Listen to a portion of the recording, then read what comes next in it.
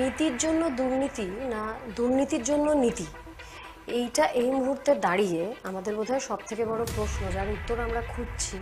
এবং এর উত্তর ট্রাইব টিভি বাংলাও খুঁজছেন। ট্রাইব টিভি বাংলার যিনি ডিরেক্টর, তিনি যে এই বিষয়টাকে অ্যাড্রেস করেছেন এবং এই মুহূর্তে যে তিলোত্তমাকে নিয়ে যে পরিস্থিতির মধ্যে দিয়ে আমরা যাচ্ছি, আমরা যে এইটা নিয়ে আলোচনায় বসছি রংহীনভাবে, সম্পূর্ণভাবে রংহীনভাবে, সেটা আমার মনে হয় খুবই সাধুবাদ জানানোর মতন একটা বিষয় যে আমরা সরব হচ্ছি এবং ওনারাও সরব হচ্ছেন। শান্তনুর প্রশ্নের উত্তর আমি আজকে দেব। শান্তনু, ইতিমধ্যে আপনারা জেনে গেছেন, স্ক্রিনে দেখে নিয়েছেন, কিন্তু অনুষ্ঠানটা শুরু করবার আগে অনুষ্ঠানটা শুরু করার দায়িত্বটা অ্যাকচুয়ালি আমার, কারণ এই শোয়ের অ্যাঙ্কার হিসেবে আমার থাকার কথা এবং গেস্টের পরিচয় করানোর দায়িত্ব কিন্তু আমারই থাকে।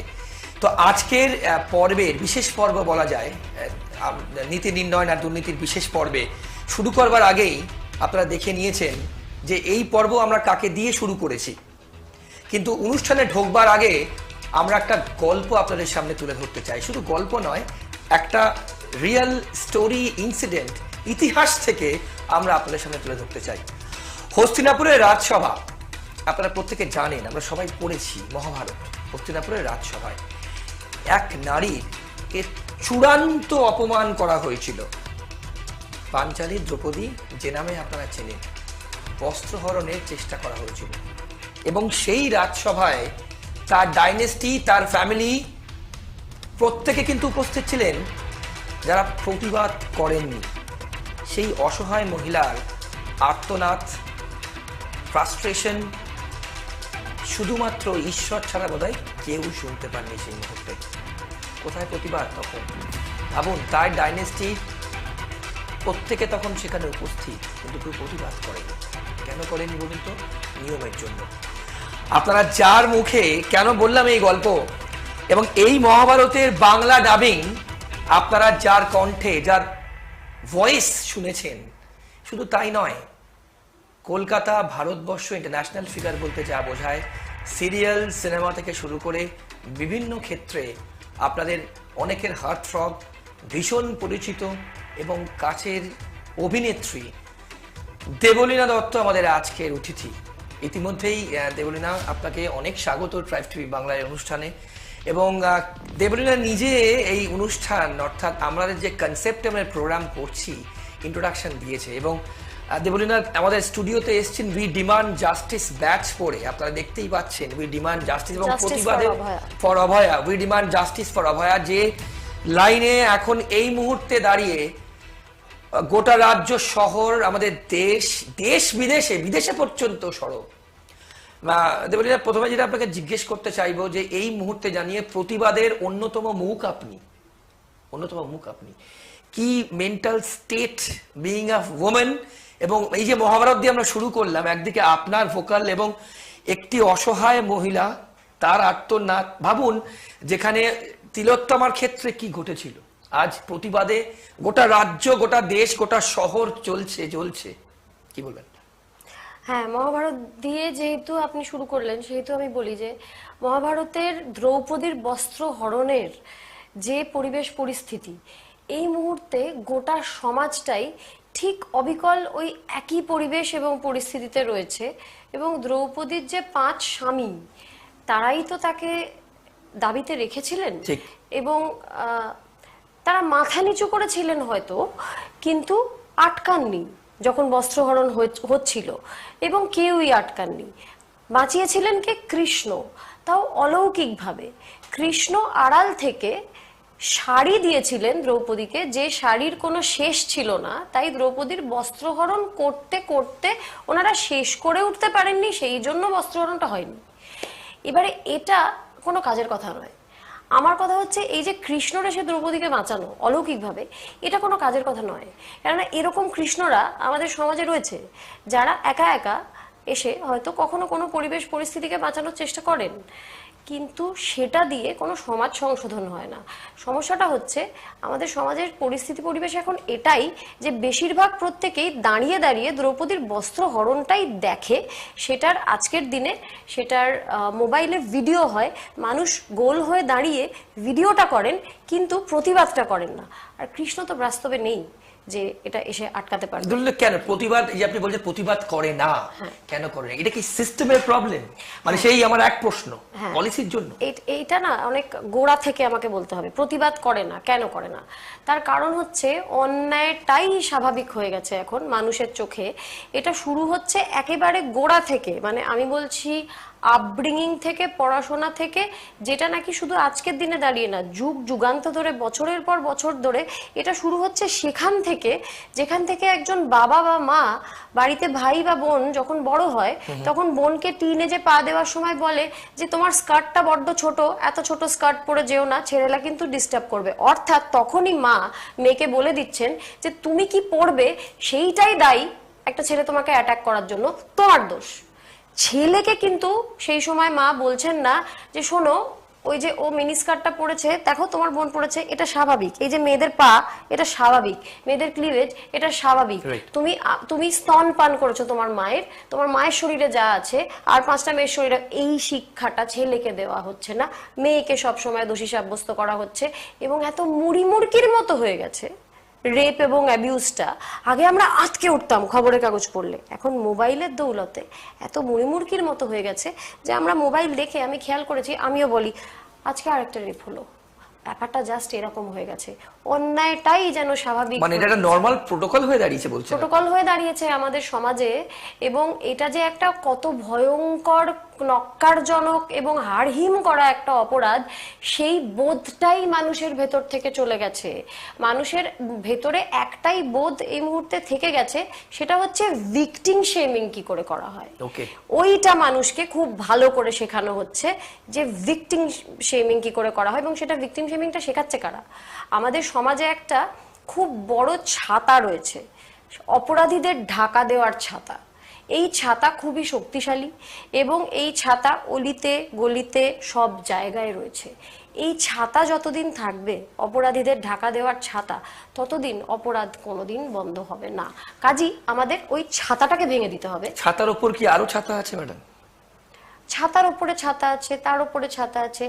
আমি এই মুহূর্তে যে ছাতার কথা বললাম সেটা হচ্ছে সব থেকে বড় ছাতাটার কথা বললাম আর কি। মানে ওই অপরাধ দু একজন করলো, তারা তো নিমিত্ত মাত্র, তাদেরকে যারা ঢাকা দেয় সেরকম কয়েকটা ছোট ছোট ছাতা, আবার সেই ছোট ছোট ছাতাগুলোকে ঢাকা দেয় একটা বিরাট বড় ছাতা, যেটা হচ্ছে আমাদের সমাজের দুর্নীতির গোড়া এই মুহূর্তে। ওই বড় ছাতাটাকে যদি ভাঙতে পারা যায় তাহলেই একমাত্র দুর্নীতি মুক্ত করা যাবে সমাজকে, না হলে যাবে না। কারণ ওই ছাতাগুলোই দায়ী দুর্নীতির জন্য। ছাতা ভাঙার দায়িত্ব কার ম্যাডাম? জনগণ। তার কারণ হচ্ছে আমরা অ্যাজ আ সোসাইটি ফেল করেছি।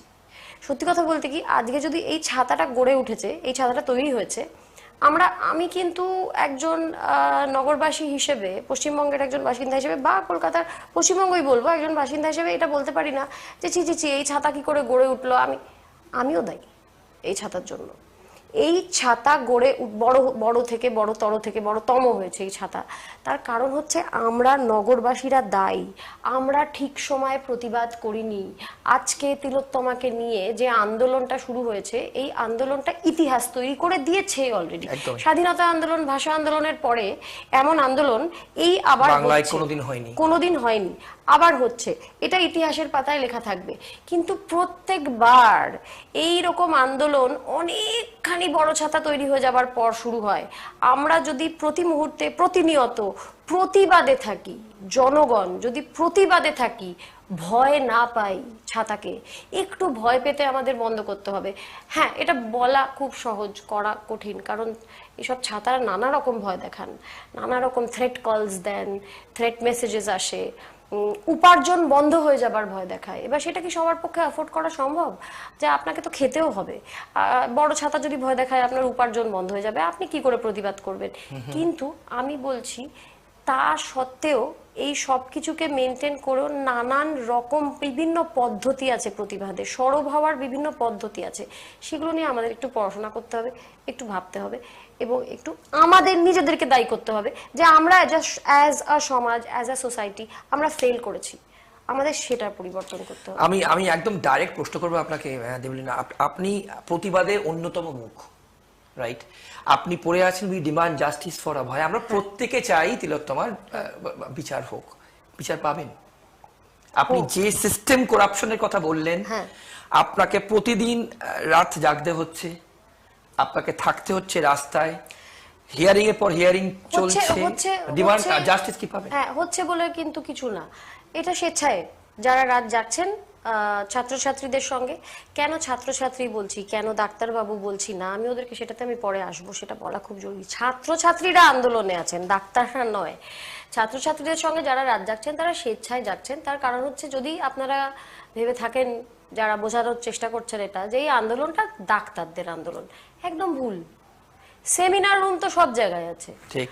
আমার কাজের জায়গায়ও সেমিনার রুম আছে, একটা এয়ারলাইন্সে অফিসেও সেমিনার রুম আছে, সব জায়গাতেই আমরা একই রকম আনসেফ, আরো বেশি আনসেফ। কারণ হসপিটালের মতন একটা জায়গা, যেখানে নাকি যারা ঈশ্বর মানেন না তারা ডাক্তার মানেন, ডাক্তাররা তারা যারা ঈশ্বর মানেন তারা বলেন যে জমের সাথে লড়াই করে, যারা তাদের মতন তাদের ভেতরে মানুষরা যদি এরকম একটা ঘটনা ঘটিয়ে ফেলে থাকে। এবং যে সন্দীপ ঘোষকে আজকে অ্যারেস্ট করা হয়েছে, কি কারণে অ্যারেস্ট করা হয়েছে না, তিনি রেপ এবং খুন এই দুটোর সঙ্গে জড়িয়ে।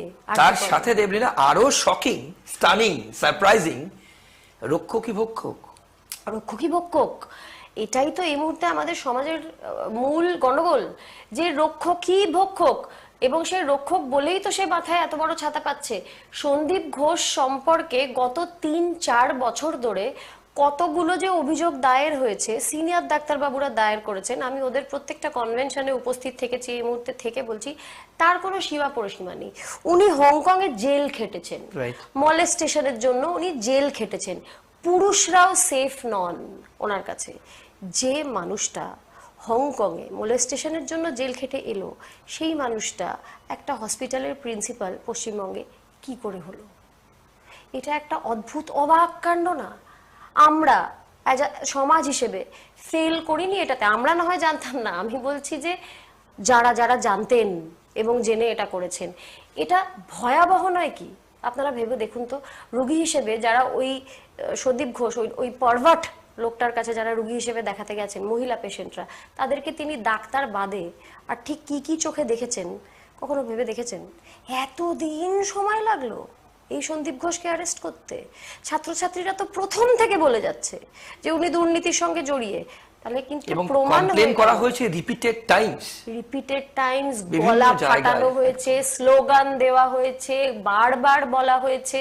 3 বছর আগের ভিডিও রয়েছে যেখানে সন্দীপ ঘোষ ছুটে পালিয়ে গাড়িতে উঠে যাচ্ছেন, রাত্রিবেলা ছাত্রছাত্রীরা ধাওয়া করেছে। এত কিছুর পরেও এত গলা ফাটাতে হলো কেন? এই প্রশ্নের উত্তর কে দেবেন?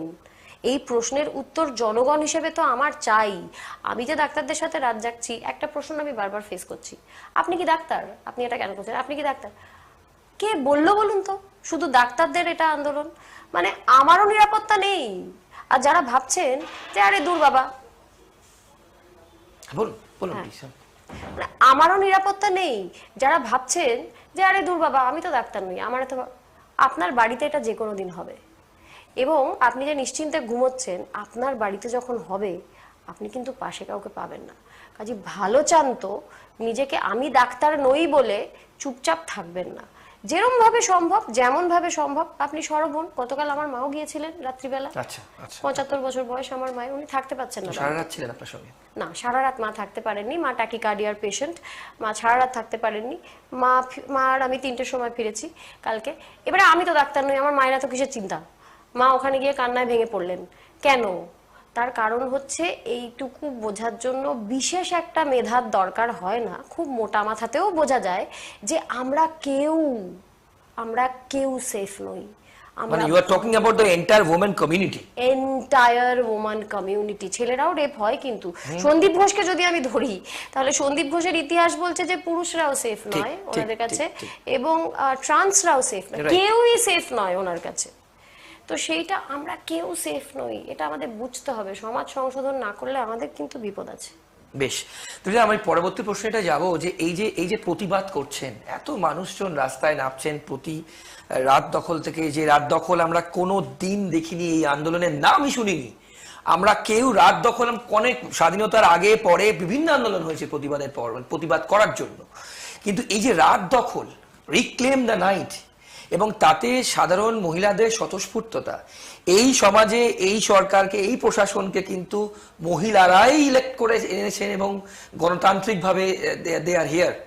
সেই ক্ষেত্রে মহিলারাই আবার রাস্তায় নামছেন এবং বিভিন্ন স্লোগান, বিভিন্নভাবে তারা প্রতিবাদ করছেন। এর শেষ কোথায়? এই জন্য আমি বললাম না যে আমরাই ফেল করেছি, সমাজ হিসেবে আমরাই ফেল করেছি। তার কারণ হচ্ছে দেখুন, রিক্লেম দ্য নাইট যখন হলো তখন কিন্তু 14ই আগস্ট প্রথম দিন হলো, সেই দিনই কিন্তু আরজি করে, সেই দিনই ভ্যান্ডালিজম হলো। এবং আগে আমি এটা নিয়ে বলে নিই যে এই রিক্লেম দ্য নাইটটা যে হলো তার কিছুদিন পরেই যে আমাদের সুরক্ষার জন্য, মানে মহিলাদের সুরক্ষার জন্য একটা এরকম ক্লজ আসবে যে 12 ঘন্টার বেশি মহিলারা কাজ না করলেই ভালো, রাত্রিবেলা মহিলাদের ডিউটি যেন অফ করে দেওয়া হয়। সাথীর কথা বলছেন বোধহয়, খুব সম্ভব না, আমি রাত্রি সাথীর কথাতে, রাত্রে তো আরো পরে আমি সেটার দিকে, সেটার হ্যাঁ মানে পার্ট অফ রাত্রি সাথী, তারই ক্লজের কথা বলছি। মহিলাদের যে বেঁধে দেওয়া হলো, এটা যে কিছুদিন পর হতে চলেছে সেটা তখন রিক্লেম দ্য নাইটের দিন মহিলারা জানতেনও না, তার আগেই রিক্লেম দ্য নাইট করে ফেলেছেন। এবার আমার কথা হচ্ছে, এর থেকে হাস্যকর সুরক্ষা আমি অভিনেতা হিসেবে কোনোদিন শুনিনি না। আমি অভিনেতা, আমাকে নাইট শুট করতে হয়, ডে ফর নাইট করতে গেলে দ্বিগুণ তিনগুণ খরচ হয় একটা প্রোডাকশনের। তাহলে আমার যখন নাইট শুট থাকবে, আমার হয়ে একজন পুরুষ অভিনেতা কি অভিনয়টা করে দেবেন? এটা তো পসিবল না। তাহলে আমার সেফটিটা কোথায় হলো? দ্বিতীয় কথা, ম্যাটারনিটি ওয়ার্ডে কি পুরুষরা ডিউটি করবেন? সেটাও আমি ঠিক বুঝতে পারলাম না। আরেকটা কথা, আমি কত ঘন্টা ডিউটি করব সেটা একমাত্র আমি ঠিক করব 2024-এ দাঁড়িয়ে। আবার দেখুন, আমি ওই গোড়ার কথায় চলে গেলাম যে বাবা মা মেয়েটাকে মিনিস্কার্ট পরতে বারণ করে, ছেলেটাকে বলে না যে শোনো বাবা, মেয়েদের পাটাকে স্বাভাবিক হিসেবে দেখো। এবারে আবার মহিলাদেরও বলা হলো আপনারা রাত্রির 10টার পরে বাড়ি ঢুকে যান। আমি বলছি পুরুষদের বরণ বেঁধে দিন, আপনারা বরং পুরুষদের বলুন 12 ঘন্টা কাজ করতে, রাত্রিবেলা কাজ না করতে, রাত্রির 10টার পর বাড়ি ঢুকে যেতে, মহিলারা সবাই সেফ রাত্রিবেলা। মানে করতে হলে এরকমই করতে হয়, এর মানে কিন্তু এটা নয় যে আমি পুরুষদের এটা করতে বলছি। আমি বলছি যে আমরা 24 ঘন্টা সেফ থাকবো। আমার শহরে আমি মাঝরাত্রিরে নাইট ওয়াক করতে বেরোবো, আমাকে তখনও সেফটি দিতে হবে, এটা দিতে হবে।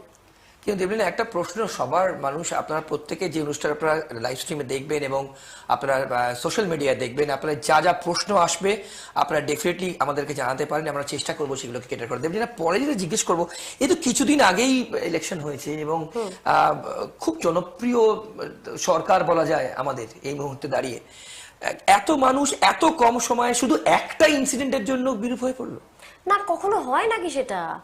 আমরা তো আমাদের এত রাগ, এত অভিমান, এত কিছু কি করে হলো? একেবারেই না, জমেছিল, এটার আউটবার্স্ট হয়েছে, এটা সবাই কিন্তু জানেন।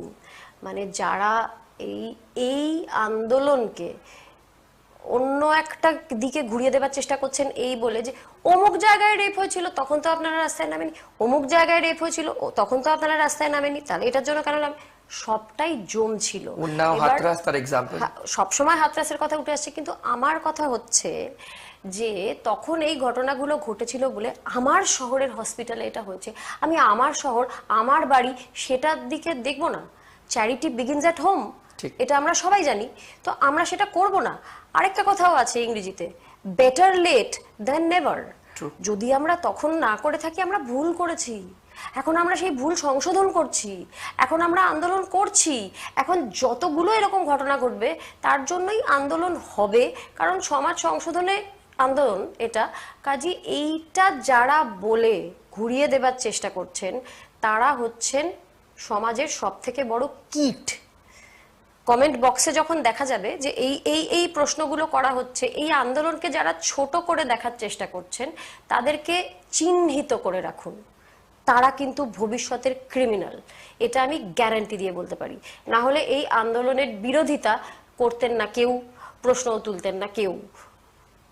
এটাই আমার বক্তব্য।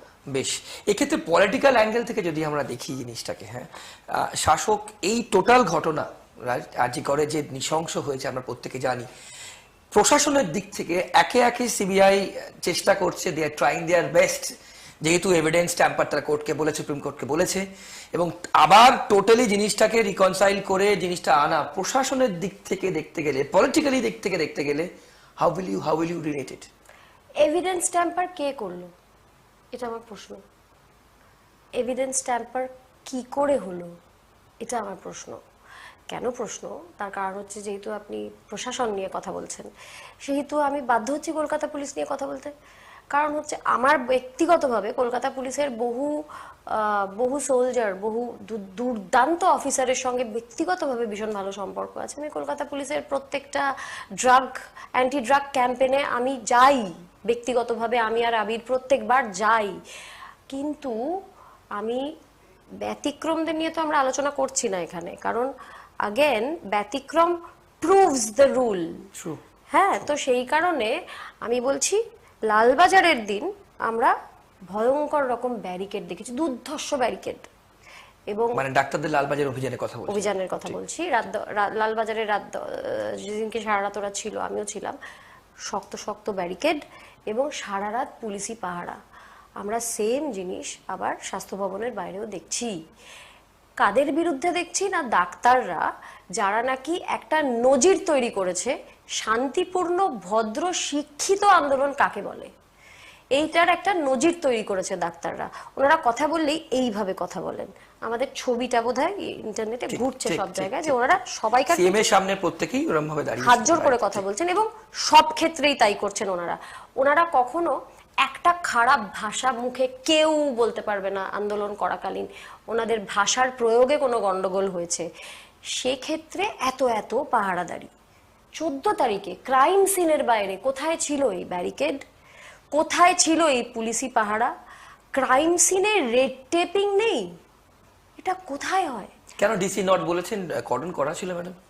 ছিল, এবং she specifically pointed out doctor Abhik De. আমাদের অন্য সেগমেন্টে আপনারা দেখেছেন ডক্টর অভিক দেকে আমরা লাল জামা পরা, বেগুনি জামা পরা, ডক্টর বিশ্বাস আর ডক্টর দে ফিঙ্গারপ্রিন্ট এক্সপার্ট, কি বলছে বাংলায় আমরা সেই জিনিস আপনাদেরকে দেখিয়েছি। হ্যাঁ, কর্ডন করা ছিল, তাহলে তো আরো গন্ডগোল হয়ে গেল ব্যাপারটা।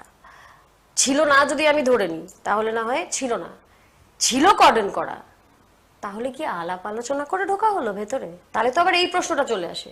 যদি না থাকে কর্ডন, তাহলে আমি বলবো ছি ছি ছি, কেন ছিল না? এবার যদি বলেন ছিল, তাহলে আমি বলবো তাহলে কি হলো বলুন তো?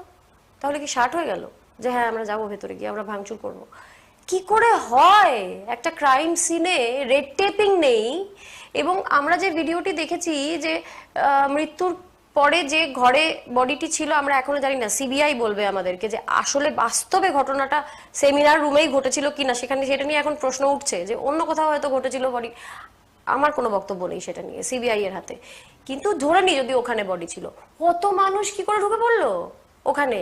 এবারে ওনারা বলছেন যে কত ফিটের মধ্যে যেন মানুষ ঢুকতে নেই, নিয়ম আছে, অত ফিট বডি থেকে ডিস্টেন্স রেখে তারপর মানুষ ওখানে ঢুকেছিল। আমার তো শুনে মনে হলো কেসিনাগ আকাশ থেকে নেমে এসে ওখানে বসেছিলেন এবং উনি মেপে দিচ্ছিলেন। হ্যাঁ হ্যাঁ, দেখুন এই যে এত মিটার, এটা কি পসিবল কোনোদিন? এই দুর্নীতি আমরা কি করে সহ্য করবো বলুন তো? আর সহ্য করা যায়? একটা রেপ, একটা খুন, সেটাকে নাকি ঢাকা দেবার চেষ্টা হচ্ছে। এসএসকে এর পিজিটি ফিঙ্গারপ্রিন্ট এক্সপার্ট হয়ে গেল কি করে? সেটা তো আমি জানি না, আমি তো জনগণ হিসেবে বলতে পারবো না। সব থেকে বড় কথা হচ্ছে যেখানে ঘটনা ঘটলো সেখানে কি পোস্টমর্টম হয়? আপনারা বলুন। আর যদি হয় 4টের পর হয়েছে, তাহলে 4টের পর করা যায় না except police. Point number 1। Point number 2, 4টের পর হয়েছে, যেটা নিয়ম নয় হওয়া। পয়েন্ট নাম্বার 3, যদি সেখানে পোস্টমর্টম হয় তাহলে নিয়ম হচ্ছে আরেকটা জায়গাতেও হতে হবে, যেহেতু ওটা ক্রাইম সিন। সেটা কি হলো? সব থেকে বড় কথা, বুকের ভেতর আমাদের প্রত্যেকের আগুন জ্বলছে। তার কারণ আমরা অভয়ার বাবার মুখে যখন শুনছি যে তিনি সেলাই করে করে টাকা সঞ্চয় করে মেয়েকে ডাক্তারি পড়িয়েছিলেন, তিনি বলছেন আমার মেয়ের শেষকৃত্য করার খরচাটুকু কি আমি বহন করতে পারতাম না? আমরা শুনেছি বাপি বলে পারতাম না। না না, উনি সশরীরে এসেছিলেন স্বাস্থ্য ভবনে, সেখানেও উনি মাইকে দাঁড়িয়ে আমার চোখের সামনে উনি বলছেন যে আমি কি এটা পারতাম না, আমার তো সারা জীবন আফসোস থেকে যাবে। ওটা ফ্রি করে দেওয়া হয়েছিল কেন? আমরা প্রশ্ন করব না? আপনারা প্রশ্ন করবেন না? কবে হয়েছে ইতিহাসে এরকম যে একজনের শেষকৃত্য ফ্রি করে দেওয়া হয়েছে? এটা কি করে হয়? ওনাদের সই নেই, এটা কি করে হয়? এই এতগুলো বেআইনি জিনিস যে ঘটে গেছে, সবকিছুর উত্তরের অপেক্ষায় আমরা আছি।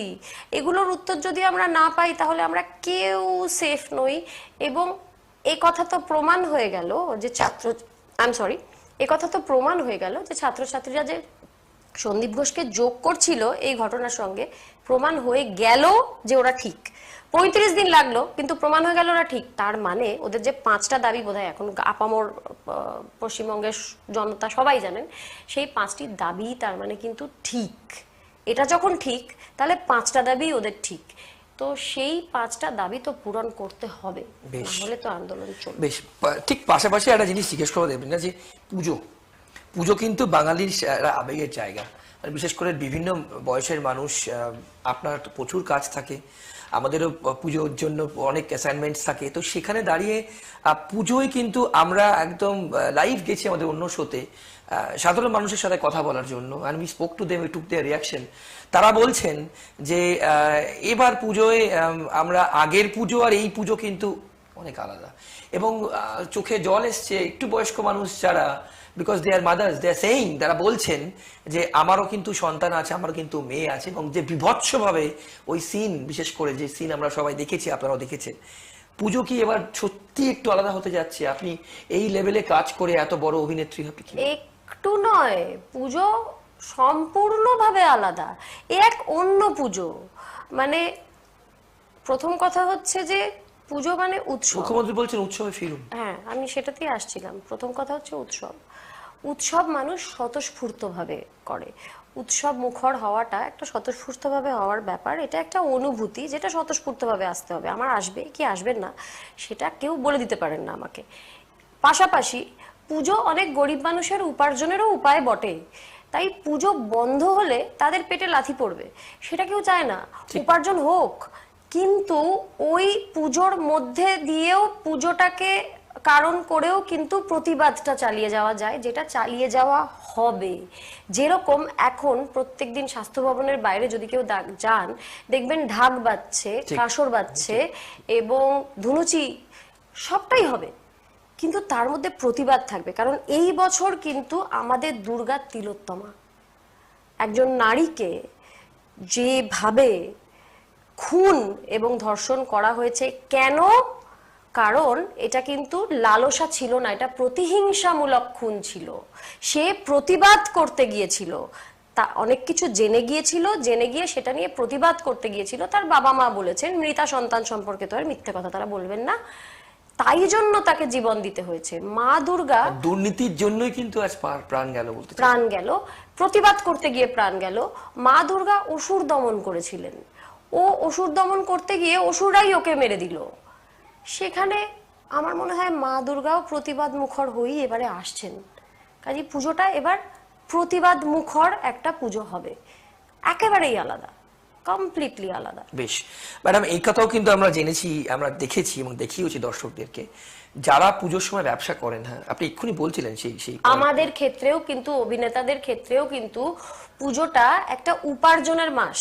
ঠিক আমাদের জন্য, আমাদের তো কোনো স্থির উপার্জন নেই। আমরা যখন শুট করি উপার্জন হয়, পুজোর সময় আমরা ব্র্যান্ডিং করি, আমরা অমুক করি, আমরা তমুক করি, তখন উপার্জন হয়।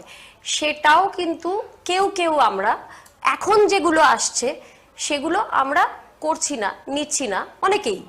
কিন্তু অনেকের ক্ষেত্রে যেটা হয়েছে, 6 মাস আগে শুট হয়ে গেছে, 6 মাস আগে ব্র্যান্ডিংটা হয়ে গেছে, সেটা এখন হয়তো রিলিজ হচ্ছে, তাদেরকে জনগণ আক্রমণ করছে। বলে রাখা ভালো, যারা আক্রমণ করছে তাদের প্রোফাইলে গিয়ে ক্লিক করে দেখবেন একই শ্রেণীর মানুষ যারা আক্রমণ করছে যে ছি ছি ছি, আপনারা আন্দোলনও করছেন, আবার আপনারা এটাও করছেন।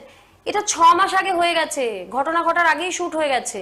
সেইটুকু বোধ আপনাদের আছে? আপনারা জেনে শুনেই আক্রমণটা করছেন, তাদেরকে ভাবছেন যে ভয় পেয়ে তারা পিছিয়ে যাবে, পিছবে না। আন্দোলনকারীরা এখন পয়েন্ট অফ নো রিটার্নে চলে গেছে। আপনারা যতই ব্যক্তিগত আক্রমণ করুন, করেই যান, পিছবে না।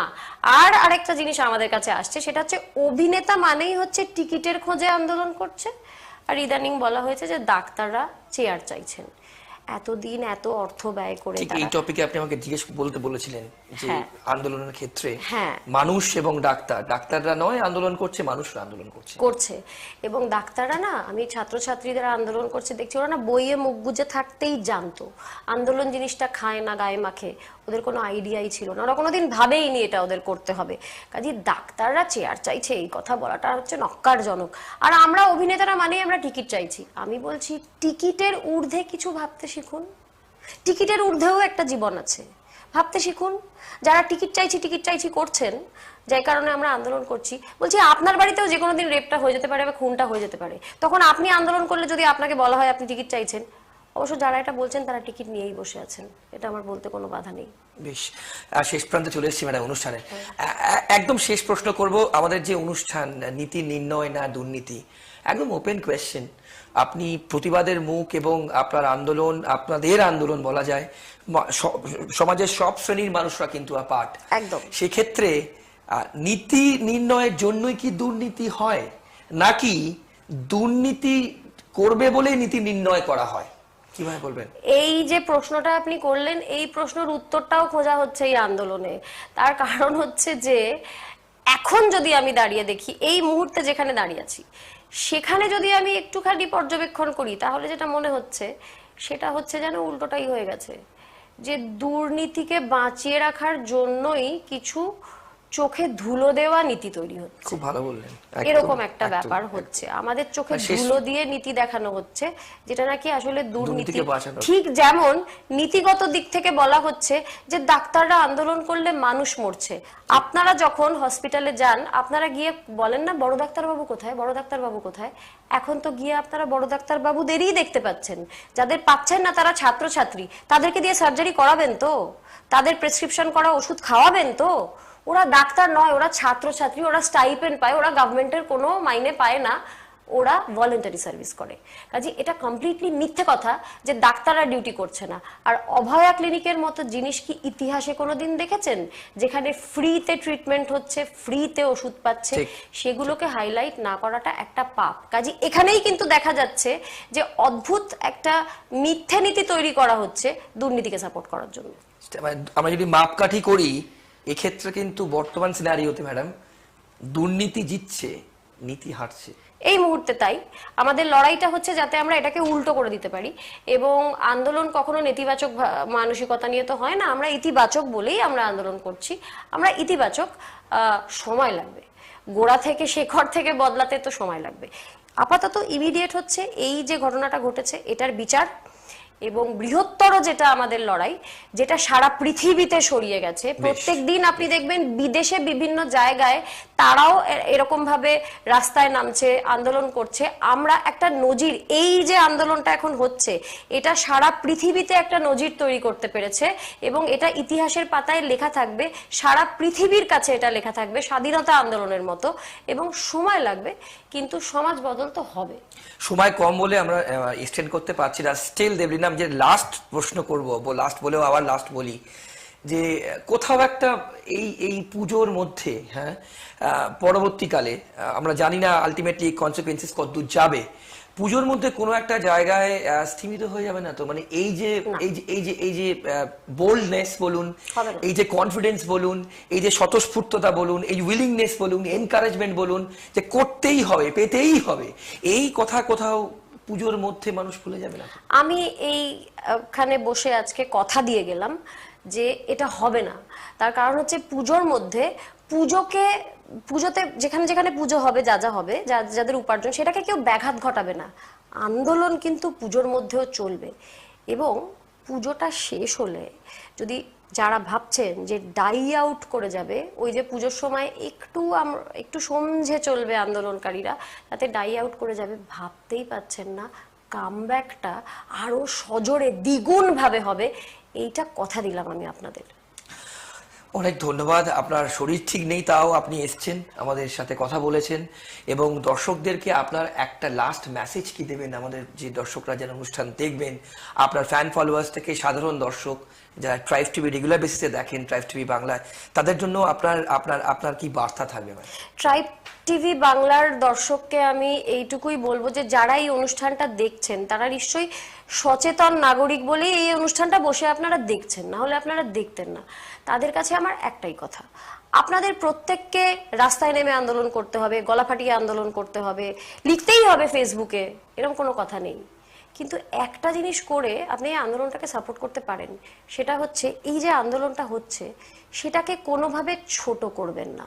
আপনাকে আন্দোলনের পার্ট হতে হবে না, কিন্তু আন্দোলনের সম্পর্কে উল্টো পাল্টা কথা লিখে বিভাজন সৃষ্টি করার চেষ্টা করে আন্দোলন করে কিচ্ছু হবে না ধুর, এটা করে আন্দোলনটাকে ছোট করবেন না।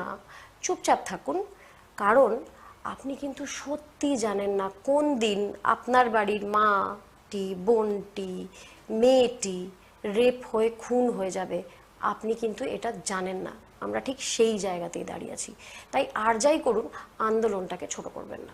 অনেক ধন্যবাদ দেবলীনা আপনার সময়ের জন্য, এবং আগামী প্রোগ্রামকে আপনাকে আসতে হবে, আগে থেকে ইনভাইট এবং রিকোয়েস্ট করে রাখলাম। নিশ্চয়ই আসবো। আপনাদের সকলকে অসংখ্য ধন্যবাদ। কিন্তু এই অনুষ্ঠান শুরুর আগে যেটা বলেছিলাম, মহাভারতের একটি গল্প দিয়ে আমরা শুরু করেছিলাম, যার ভোকাল আপনারা দেখেছিলেন, যার ডাবিং দ্রৌপদীর পাঞ্চালি যাই বলুন, যার ভয়েস শুনেছিলেন, এবং যাকে আপনারা বিভিন্ন টেলিভিশন চ্যানেলে, বিভিন্ন ফিল্মে, বিভিন্ন সিরিয়ালে আপনারা সব সময় দেখেন, আপনাদের খুব পরিচিত এবং খুব কাছের ভালোবাসার শিল্পী দেবলীনা দত্ত আমাদের আজকের অতিথি ছিলেন।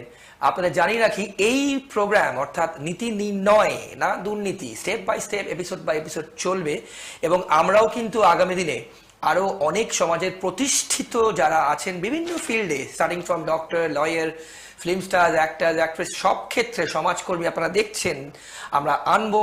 তারা কিভাবে নীতি নির্ণয়, দুর্নীতি তাদের চোখে কিভাবে দেখছেন, এবং আমরা চাইবো যে বর্তমানে আমরা বিচার প্রত্যেকে চাইছি, ডিমান্ড জাস্টিস, বিচার হবেই, এবং সেই আশা নিয়ে কিন্তু আমরা একের পর এক এপিসোড আমরা আপনাদের সামনে আনবো। আজ এ পর্যন্তই। ভালো থাকবেন, সবাইকে ভালো রাখবেন, আর অন্যান্য সব খবরের জন্য আপনাদের চোখ থাকুক শুধুমাত্র ট্রাইব টিভি বাংলার পর্দায়। বাংলার আপন।